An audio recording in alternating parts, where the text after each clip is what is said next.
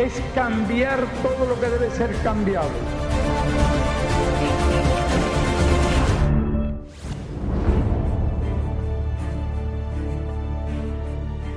Una lectura más profunda en contexto nos lleva a analizar las complejidades del triunfo de la revolución en Cuba. Son los días finales de 1958. Casi 7 años han transcurrido desde el golpe de Estado del dictador Fulgencio Batista y 3 desde que un grupo guerrillero empezara sus luchas en la Sierra Maestra.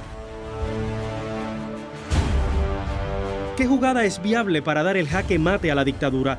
¿Hay unidad en las fuerzas internas para lograrlo? Fidel Castro había conseguido, después de 2 años de lucha, tener una situación militar muy favorable. Una presencia en toda la isla del movimiento 26 de julio con una enorme actividad clandestina. El ejército rebelde tiene frentes guerrilleros en puntos estratégicos del mapa geopolítico cubano. La Fuerza Militar Nacional, a pesar de su arsenal, está desmoralizada. La invasión ha llegado a las villas bajo el mando de Camilo Eché, sin dudas, una proeza increíble. En la mira, fuerzas internas y externas se mueven para frustrar lo que parece evidente, la victoria de una revolución en la isla. En la complejidad del escenario, un factor importante es que la insurrección no solamente la protagoniza el movimiento 26 de julio, sino que hay otros actores, 3 de los cuales tienen presencia militar en el territorio nacional. El Directorio Revolucionario 13 de marzo, el Segundo Frente Nacional del Escambray y el Partido Socialista Popular, cuyas fuerzas se han subordinado al ejército rebelde, aunque no el Directorio y el Segundo Frente Nacional, que solo tienen acuerdos de cooperación militar en las villas. Por ejemplo, los auténticos, que son en buena medida rivales políticos, están intentando desde hace meses colocar en la provincia de Las Villas, sirviéndose del Segundo Frente Nacional del Escambray, al expresidente Carlos Prío Socarrás, y que incluso el presidente Prío llegue a La Habana antes que el presidente provisional Manuel Urruti. El enemigo a derrotar cuenta con enormes fuerzas represivas, una alta oficialidad, grandes regimientos militares, unido a un servicio de inteligencia entrenado por los Estados Unidos.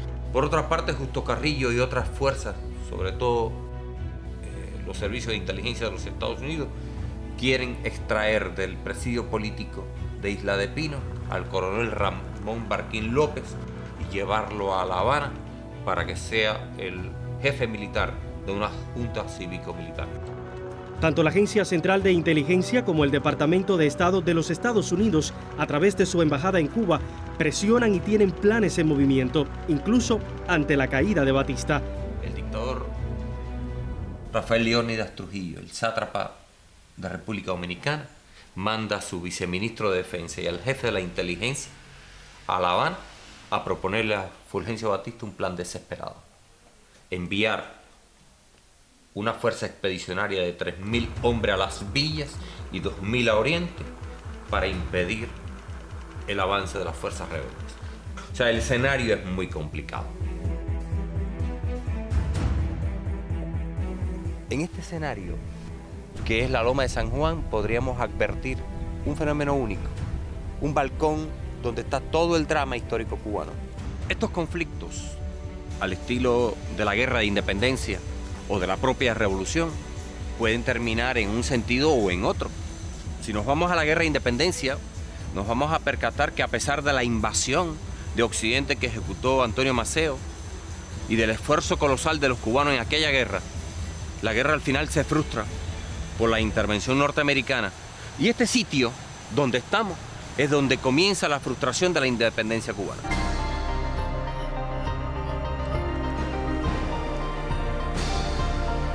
Sí, es el árbol de la paz porque aquí España y Estados Unidos firmaron el armisticio de paz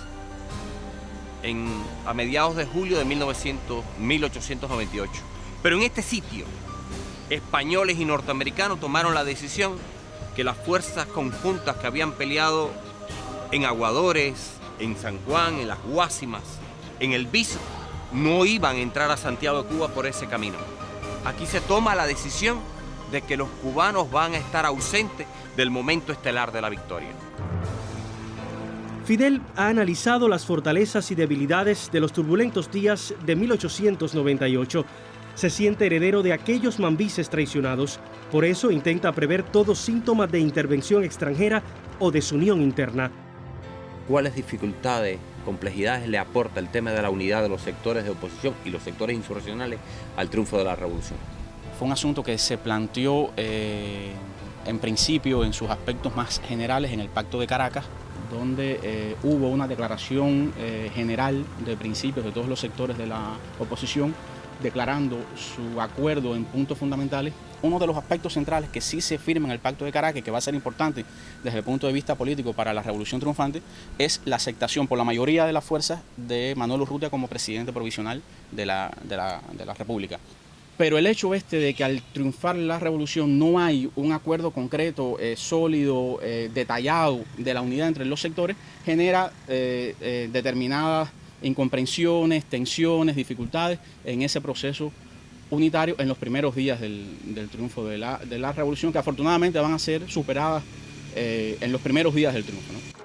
Los avatares de la guerra en la sierra no permiten un acuerdo más sólido de unidad entre las diferentes fuerzas y sectores en Cuba. No obstante, un antecedente en el orden militar lo encontramos en Las Villas, con el Pacto del Pedrero.